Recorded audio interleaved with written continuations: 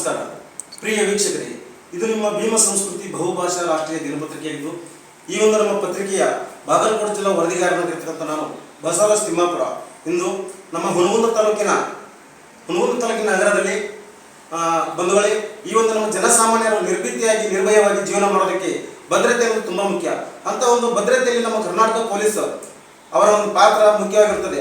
ಅಂತ ಒಂದು ಆರಕ್ಷಕರ ಠಾಣೆಯಲ್ಲಿ ಇಂದು ನಾನು ಹುನಗುಂದ ನಗರದ ಠಾಣಾ ವ್ಯಾಪ್ತಿಯಲ್ಲಿ ಅವರ ಒಂದು ಅಧಿಕಾರಿಗಳ ಸಮ್ಮುಖದಲ್ಲಿ ಈ ನಮ್ಮ ಒಂದು ಭೀಮ ಸಂಸ್ಕೃತಿ ಪತ್ರಿಕೆಯನ್ನು ಅವರಿಗೆ ಕೊಡೋದರ ಮುಖಾಂತರ ಈ ಒಂದು ನಮ್ಮ ಪತ್ರಿಕೆ ಬಗ್ಗೆ ಅವರ ಒಂದೆರಡು ಸಾಹೇಬರ ಒಂದು ಅನಿಸಿಕೆ ಅಭಿಪ್ರಾಯಗಳನ್ನು ವಿಡಿಯೋ ಒಂದು ಸಂಗ್ರಹ ಮಾಡೋಕೆ ಬಂದಿದ್ದೇನೆ.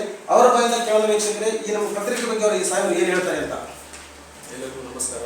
ನಾನು ಶರಣ್ ಬಸಪ್ಪ ಅರಸು, ಸಿಪಿಐ. ಬಸವರಾಜ್ ಅವರು ಹೇಳಿದಾಗೆ ಭೀಮ ಸಂಸ್ಕೃತಿ ಮಾಸಪತ್ರಿಕೆ ಚೆನ್ನಾಗಿ ಮೂಡಿ ಬರ್ತಾ ಇದೆ. ಸಮಾಜದ ಆಗುಹೋಗುಗಳ ಬಗ್ಗೆ ನೈಜವಾದ ಸುದ್ದಿಯನ್ನು ನೀಡಲಾಗಿದೆ. ಸಮಾಜದ ನೈಜವಾದ ವರದಿಯನ್ನು ವಿತರಿಸುತ್ತಾ ಸಮಾಜದಲ್ಲಿನ ಆಗುಹೋಗುಗಳ ಬಗ್ಗೆ, ಸಮಾಜದಲ್ಲಿನ ಡೊಂಕುಗಳನ್ನು ತಿದ್ದುವ ಬಗ್ಗೆ ಚೆನ್ನಾಗಿ ಕೆಲಸ ಮಾಡುತ್ತಿದೆ. ಇದು ಇನ್ನಷ್ಟು ಎತ್ತರಕ್ಕೆ ಬೆಳೆಯಲಿ ಅಂತ ಹಾರೈಸುತ್ತೇವೆ. ಭೀಮ ಸಂಸ್ಕೃತಿ ಪತ್ರಿಕೆ ಈಗಾಗಲೇ 4 ರಾಜ್ಯಗಳಲ್ಲಿ ಮೂಡಿ ಬರ್ತಾ ಇದೆ. ಇದು ಇನ್ನಷ್ಟು ಎತ್ತರಕ್ಕೆ ಬೆಳೆದು ಯಶಸ್ವಿಯಾಗಲಿ ಅಂತ ಹಾರೈಸುತ್ತೇವೆ.